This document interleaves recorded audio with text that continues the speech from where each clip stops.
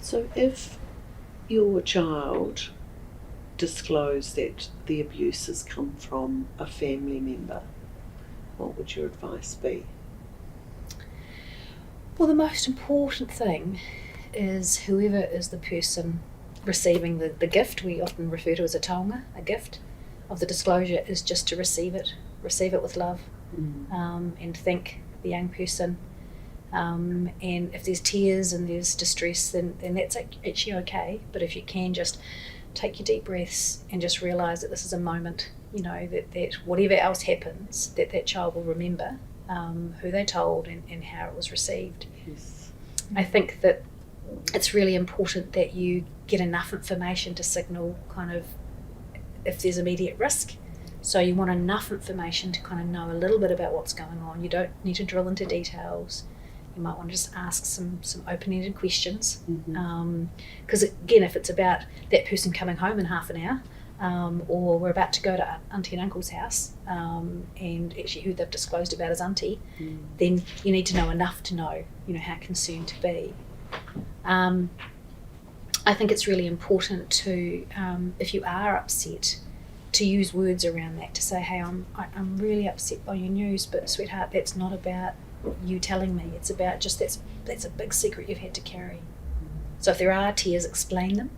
If there is an angry response, explain it and say, you are so brave to tell me this. And that's what my upset's about, that you've had to carry this secret, as opposed to leaving it unspoken. I think it's also really important to not make promises you can't keep or shouldn't keep. So if the young person says, but don't tell anyone, it's really important we say, hey, actually, this is a secret that I'm treasuring, but it's not my secret to keep. So we need to make sure that we get some adults involved who can help us with this secret, and we can help get you the help you need, and make sure that this person who's done the harm is kept safe and other people are safe. So, even though the child might go, well, I'll never speak to you again, and I told you that, you're the grown-up. It's one of those moments where you pull up your big girl pants and go, actually, I'm a grown-up and you told me for a reason. Yeah. And I'm really sorry, and you can be as angry at me as you like, but I wouldn't be doing my job as your mum or your dad if we didn't do something about this to make sure that you're safe. So, in terms of questioning, again, as I said, keeping those questions broad and open. Leading questions was, they did that to you, did they? Keep away from those kinds of leading questions. But bottom line is, I think we might have talked about last time, you'll probably stuff it up. You'll probably get really upset. You'll probably say the wrong thing. You'll probably, I don't know what you'll do. And that doesn't mean you got it wrong. That just means you get a chance to have a do-over. And kids are pretty resilient, so if you actually catch yourself on, take a deep breath, give your child a big cuddle and say, hey, you know what? Thank you for telling me. I didn't handle that very well. And can you tell me again, because that was on me. So really, I'm just saying to parents, ultimately you can't get this wrong if you own your own response. I'd say, and I think you've touched on this, Catherine, but I'd also say that we want to be believing our children. Yes, absolutely. Because especially if it's happening within family, that's going to cause some huge ramifications, right? And we can see, that families implode over this stuff. But we're thinking about our young person and how we're going to keep them safe.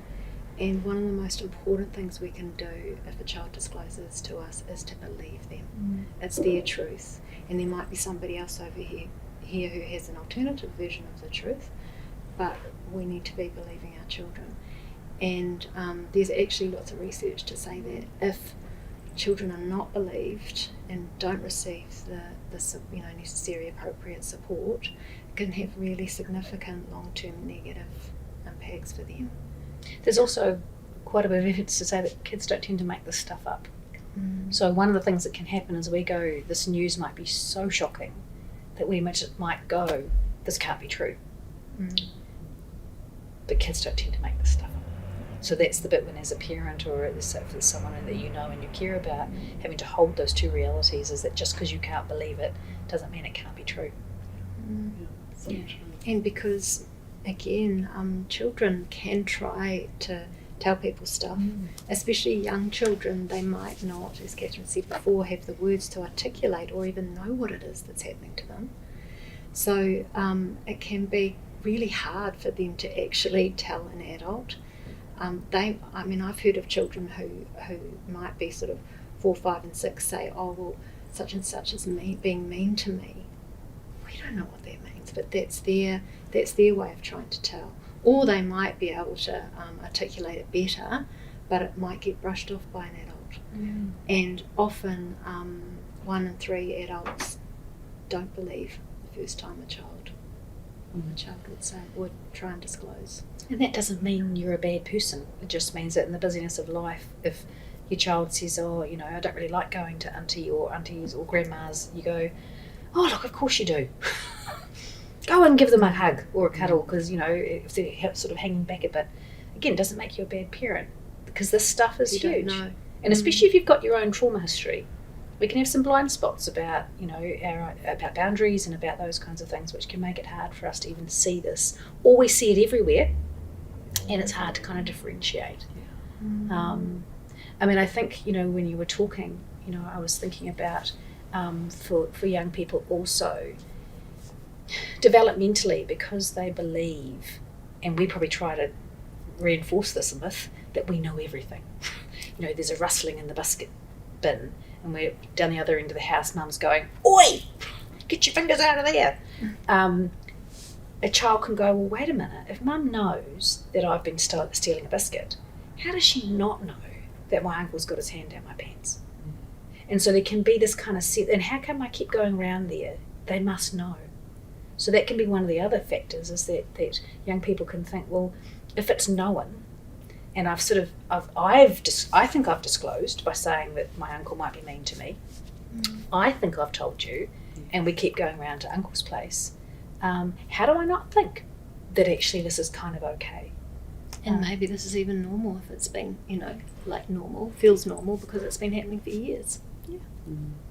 Mm.